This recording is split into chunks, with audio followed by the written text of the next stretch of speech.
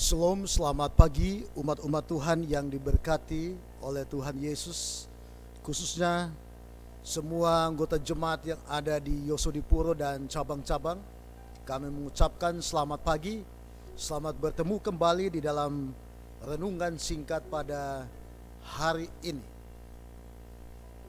Sebelum kita mendengarkan akan firman Tuhan, saya mengajak kita bersatu dalam doa. Oh Tuhan, saat ini kami merenungkan firman Tuhan.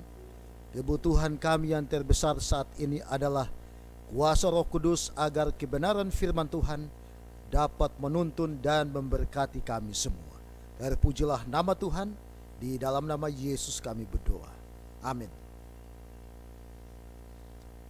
Judul renungan kita pada pagi ini yaitu Bersama Tuhan.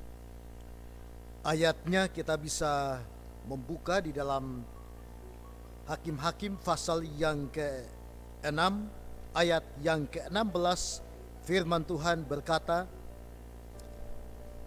"Tetapi akulah yang menyertai engkau, sebab itu engkau akan memukul kalah orang Midian di sungai, memukul orang Midian itu sampai habis." Saudara-saudaraku yang diberkati oleh Tuhan, latar belakang daripada kisah ini adalah bangsa Israel yang sedang dalam masa yang teramat sulit. Bahkan mereka terpuruk karena dijajah bangsa Midian selama 7 tahun. Saudara-saudaraku, mengapa ini bisa terjadi? Apakah Tuhan tidak sanggup membebaskan mereka dari bangsa Midian? Bila mana kita membaca di dalam ayat yang ke-6 dari Hakim-Hakim pasal 6 ayat yang ke-6, firman Tuhan mengatakan, "Sehingga orang Israel menjadi sangat melarat oleh perbuatan orang Midian itu.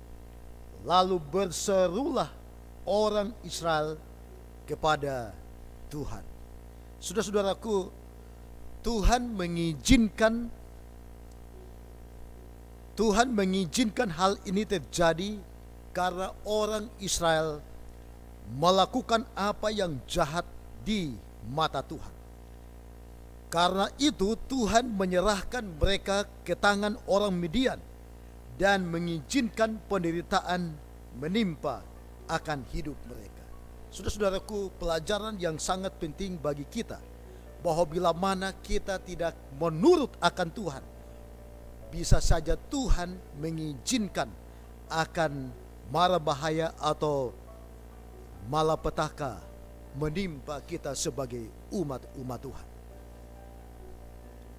Selalu ada konsekuensi untuk setiap ketidaktaatan. Dan begitu perkasanya bangsa Midian sehingga bangsa Israel mengalami ketakutan yang luar biasa. Sampai-sampai mereka harus bersembunyi di gua-gua dan kubu-kubu. Mereka harus bersembunyi daripada bangsa Midian. Di tengah penderitaan yang sangat berat, maka di dalam ayat yang ke-6 bagian B dikatakan bahwa lalu mereka berserulah orang Israel kepada Tuhan. Nah, saudara-saudaraku yang dikasihi oleh Yesus Kristus, dan pada saat bangsa Israel berseru kepada Tuhan, mereka berdoa kepada Tuhan, mereka meminta pertolongan kepada Tuhan, maka dikatakan tergeraklah hati Tuhan untuk menolong mereka. Saudara-saudaraku yang diberkati oleh Tuhan, Tuhan mengutus malaikatnya memanggil seorang muda yang bernama Gideon, yang saat itu sedang mengirik gandum di tempat pemerasan anggur. Dan akhirnya Tuhan menyertai engkau, ya pahlawan yang gagah berani. Di dalam Hakim-Hakim pasal yang ke-6 ayat yang ke-12. Firman Tuhan mengatakan, malaikat Tuhan menampakkan diri kepadanya dan berfirman kepadanya, demikian Tuhan menyertai engkau, ya pahlawan yang gagah perkasa. Saudara-saudaraku, Tuhan merindukan agar kita sebagai umat-umat Tuhan selalu dekat dan berseru meminta pertolongan daripada Tuhan. Bila mana kita meninggalkan akan Tuhan, bisa saja malapetaka itu akan menimpa akan umat-umat Tuhan, seperti bangsa Israel, di mana mereka ditimpa atau dijajah atau ditindas oleh orang-orang atau bangsa Media. Saudara-saudaraku yang diberkati oleh Tuhan, apapun keadaan kita di pagi ini, di saat ini, jangan pernah kita menyerah. Tuhan selalu punya jalan keajaiban, dan Dia sanggup mengubah segala sesuatu dari keterpurukan menjadi kemenangan. Yang tidak mungkin menjadi mungkin. Oleh sebab itu, kiranya kita menyerahkan hidup kita kepada Tuhan sepanjang hari ini.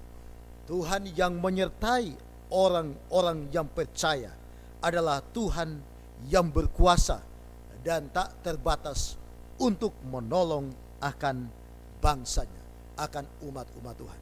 Kiranya Tuhan menolong, menyertai Bapak, Ibu, Saudara dan saya, bila mana kita selalu berseru dan datang kepada Tuhan di pagi hari ini. Kiranya Tuhan memberkati kita di dalam aktivitas kita sepanjang hari ini. Terima kasih, Tuhan memberkati. Amin.